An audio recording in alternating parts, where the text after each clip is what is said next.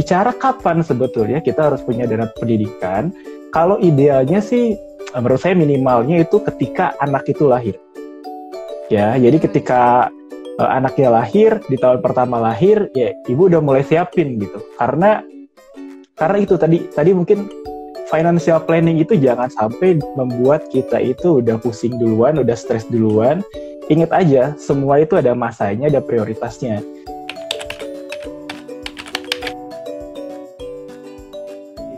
Karena kalau kita ngomongin dana pendidikan, itu kita yang bicara adalah soal gimana caranya kita bisa nyicil kebutuhan dana tersebut. Gitu ya. Misalkan kita butuh dana untuk nyekolahin anak di TK, gitu ya, which is mungkin di usia 4 tahun, 5 tahun itu mulai masuk, biayanya misalkan taruhlah 20 juta gitu ya. Berarti kita ada waktu untuk nabung itu dari umur 1 sampai 5 tahun, ya 4 sampai 5 tahun. Semakin pendek jarak dari kita mulai nabung sampai ke anaknya itu sekolah, maka uang yang kita harus cicil itu kan semakin besar. Ya, tapi kalau kita udah bisa panjangin waktunya, ya kita mungkin bisa lebih ringan gitu. Kita nyisihin gaji kita, nyisihin pendapatan kita itu mungkin cuma cukup ratusan ribu gitu per bulannya. Ya.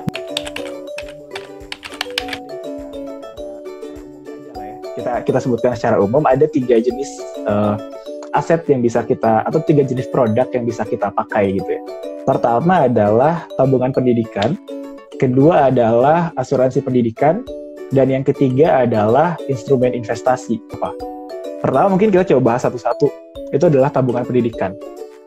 Tabungan pendidikan itu gampangannya itu sebetulnya mirip dengan deposito sih. Ya, cuman dengan kita itu tabungan pendidikan adalah produk bank yang dia memang diciptakan untuk kebutuhan pendidikan di masa depan. Jadi kita akan store uang ya sesuai dengan jangka waktu tertentu, yang mana uang yang udah kita tabung itu akan diambil sesuai jangka waktu yang telah disepakati. Misalkan sekarang kita tahu anak kita mau sekolah 4 tahun lagi, pakai tabungan pendidikan, ya udah kita beli dari bank, kita akan nabung setiap bulannya ya, dan nanti uangnya itu baru akan keluar di 4 tahun lagi. Tapi yang perlu kita pahami dari tabungan pendidikan, bahwa tabungan pendidikan ini sebenarnya return-nya atau bunganya yang mirip-mirip dengan deposito gitu kan. Mungkin bisa dibilang ini adalah instrumen yang paling rendah risikonya. Yang kedua adalah ada ngomongin asuransi pendidikan. Asuransi pendidikan ini sebenarnya kalau kita ngomongin asuransi, ini masih banyak orang yang salah kaprah. Ada yang niatnya investasi tapi belinya asuransi.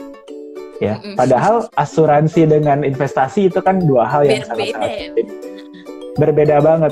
Kalau investasi dengan asuransi itu sebenarnya untuk mempersiapkan kita menghadapi ketidakpastian.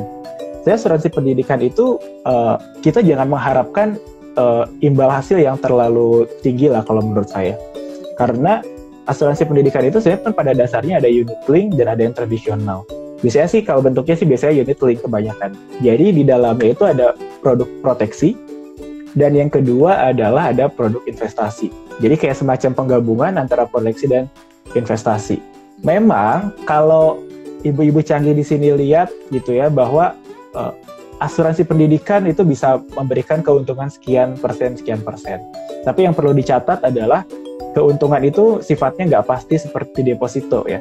Karena itu juga diinvestasikan di instrumen-instrumen seperti ORI, ada pasar uang, dan ada saham gitu ya. Itu hanyalah sekedar proyeksi. Ya, hanya sekedar proyeksi, jadi kita harus mempertimbangkan juga, mungkin ada kerugian-kerugian yang bisa didapat. Nah, yang ketiga adalah instrumen investasi. Ya, kalau kita ngomongin yang dua tadi kan bukan instrumen investasi nih, tapi yang ketiga adalah instrumen investasi, di mana yang kita tahu ada reksadana, ada obligasi, ada juga saham. Ya, nah soal investasi ini pilih yang mana itu sangat-sangat tergantung pada waktunya, ya tergantung pada kapan sih kita mau nyiapin dana pendidikan, seberapa lama dananya ini akan dipakai. Dari instrumen yang ada, kalau kita mau jangka pendek kebutuhannya 1-2 tahun lagi, ya kita pakainya cukup di reksadana pasar uang misalkan, ya karena sifatnya lebih stabil, ya lebih rendah risiko. Yang kedua adalah kalau misalkan orang tua akan menyekolahkan anaknya masih dalam jangka waktu 3-5 tahun, itu bisa pakai reksadana pendapatan tetap atau obligasi gitu ya. Karena returnnya bisa lebih optimal. Memang returnnya itu udah pasti ada kupon sekian persen. Tapi kalau kita ngomongin reksadana, itu harga dari reksadana pendapatan tetap juga masih akan naik turun. Yang ketiga, kalau misalkan anak kita masih mau kuliah, sekolahnya masih lama 5-10 tahun, ya boleh di saham.